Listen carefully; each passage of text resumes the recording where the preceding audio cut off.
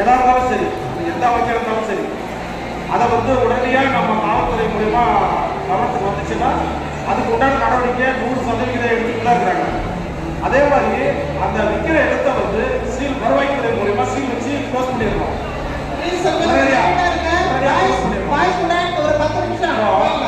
அதனால வந்து நம்ம மாவட்டத்தை பொறுத்தவரைக்கும் அது பண்ணிக்கிறோம்.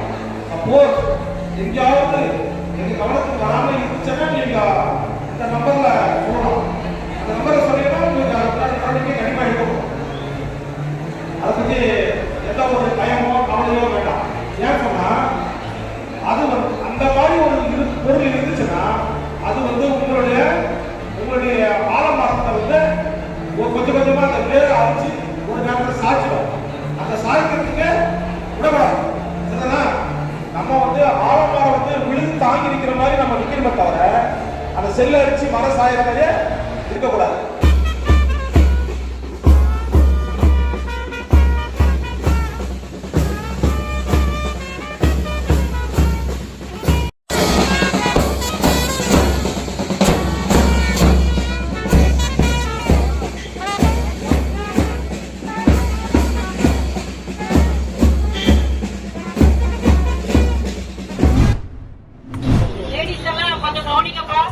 யூனிட் ட்ரெயின்ல வந்து நிறைய பேர் ஜுவல்ஸ் போட்டுக்கிட்டு ஜன்னல் ஓரம் உட்காந்து பயணம் பண்றீங்க.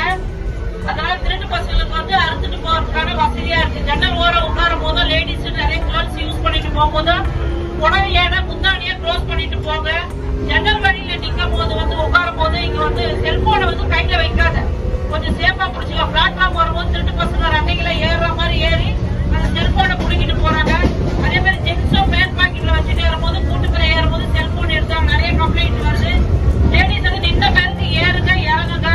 ஏன்னா அவசரப்பட்டு நம்ம ட்ரெயின்ல இருந்தா ஏறும்போது தவறி விழுந்து அடிபடுது. நிறைய வந்து இன்சிடென்ட் நடந்துட்டு தான் இருக்கு.